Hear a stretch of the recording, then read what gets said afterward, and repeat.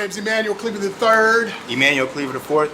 And I'm Emil Cleaver. Another episode of Chopping It Up with the Cleavers. We want to get into talking about black fathers and professional athletes. Everybody knows the story, so we don't have to rehash the story with the Sanders family, Deion Sanders family, and Shedeur, but also looking at Halliburton's father, who plays for the Indiana Pacers, getting into it with another basketball player, Giannis Antetokounmpo. You can go back to the Ball family with all that went on with the Ball family and the father involved. So, what are you all's thoughts? Should these fathers get involved? Are they getting unfair criticism? There's a history of black fathers being criticized when their children make it to a professional sport. Serena and Venus Williams' father was criticized because they say he was too overbearing, he was too controlling in their lives. Deion Sanders with Shedeur Sanders now. And then there's LeVar Ball with the Ball family. These black fathers are being criticized in the media for being too involved in their sons, their children's professional careers. However, on the other end, when Archie Manning does it with Peyton and Eli and says Eli Manning is not playing for this team, he's not playing for that team, no one says anything. They just say he's looking out for his children. But Tiger Woods' father was vilified. Venus and Serena's father was vilified. Deion Sanders is being vilified. LeVar Ball was vilified just because they're involved or pushing their son's career. Now, I'm not saying they're always right, because in the case of this, I don't watch basketball, but the father who went out there and argued with the basketball player after his son hit the game-winning shot. He was wrong for that, and if the tall guy, the basketball player, hit him in his mouth, what Kenyon Martin said what he would have done, but Kenyon Martin, he would have hit anybody. He deserved it. So that's kind of what we're talking about. Black fathers are being vilified for pushing their children in sports. Fair. So, okay. With Shedeur Sanders' situation, I want to touch on that real quick. There's two parts to it. One part, we have to be honest. Somebody kind of broke it down to me where if you apply for the job and don't go to the interview, do you expect to get the job? He didn't do a lot of the pre-work, the pre-workout, a lot of the interviews in order to get there. So a lot of it, we do have to say, is on him. He didn't do a lot of the stuff. He was talented. He was more talented and more qualified than some people. But some of the stuff, that people normally do, as prospects normally do, he didn't do. And we do have to be honest about that. A lot of people claim he's cocky. He wasn't really cocky. He was just confident. And a lot of stuff he was saying was true. Like, he did change Colorado's football culture when he went there. The same with Jackson State. Another part, a lot of people, before he was drafted, it was a big rumor that because Deion coached him through his whole life, through high school, college, they thought that whatever team Shedeur got drafted by, Deion would coach. And there was the whole thing of, even if he didn't get hired as a coach, would the coach have more power than Deion in this situation, or would Deion be overbearing? My thing was that Deion is still the coach of Colorado. As far as we know, he hasn't stepped down from coaching Colorado, so he has a whole other season, a whole other team to worry about next year. So, the criticism on Deion, to me, hasn't been fair. Shedeur, he has done things, but he acknowledged, he's owned up to it. And then a lot of older people are just talking down on him, being disrespectful and having a lot of fun with them getting drafted late.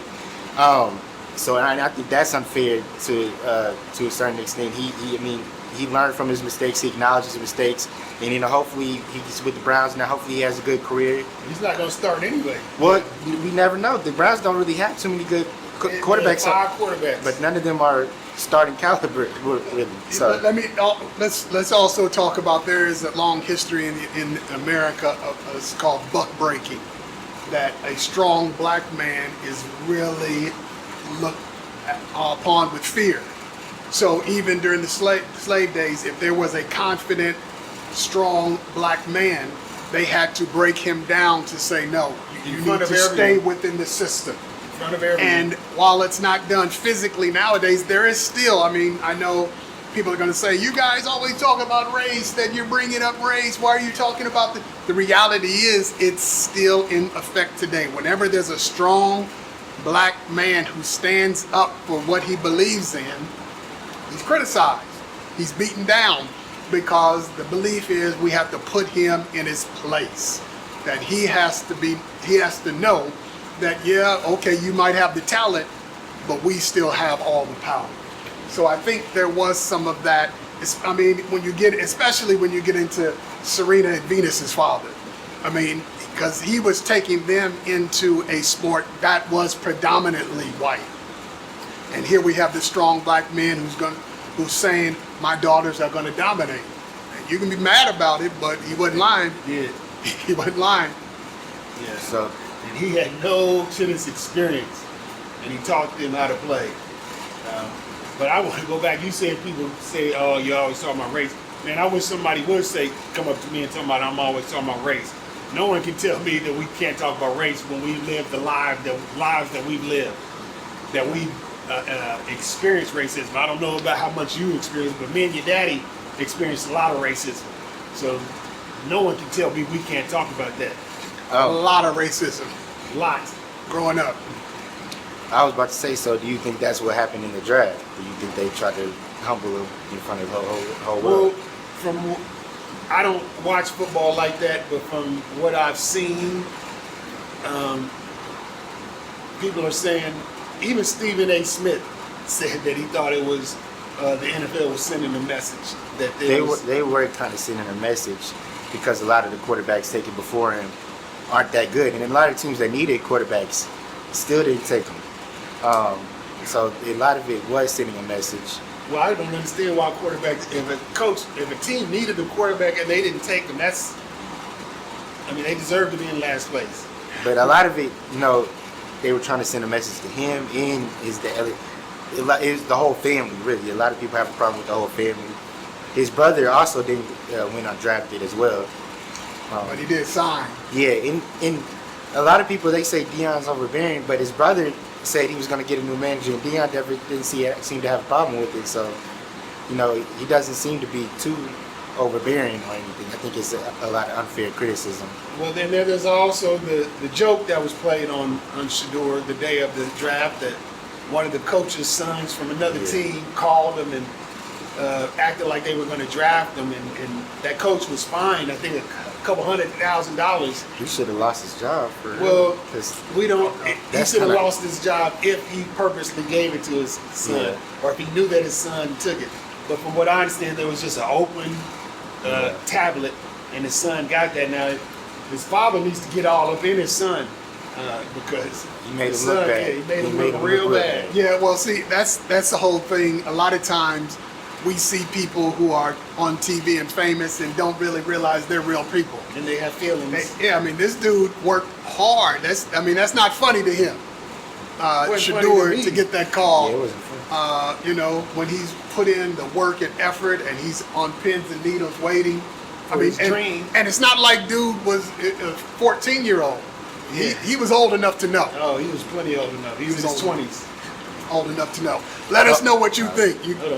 I was going to say on the topic, I think it'll die down like when the Ball brothers first came to the NBA. There's a whole thing about LeVar Ball. Would it be overbearing? Would it be too much of a personality? And, they're Lonzo and LaMelo. Lonzo and LaMelo are having successful NBA careers, and LeVar's kind of stepped back. He hasn't been making too much noise. So I think, everything with the Sanders family will die down once they start playing, once he starts getting if they're balling. LeVar Ball said a lot of crazy stuff about he could beat Michael Jordan one-on-one. So that's kind of why he got criticized.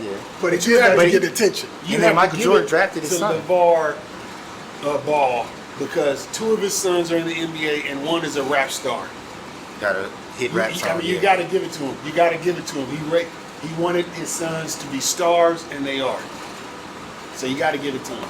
Let us know what you think. Put it in the comments. Make sure you like and subscribe. Chopping Up with the Cleavers. We'll be back with more content. Peace.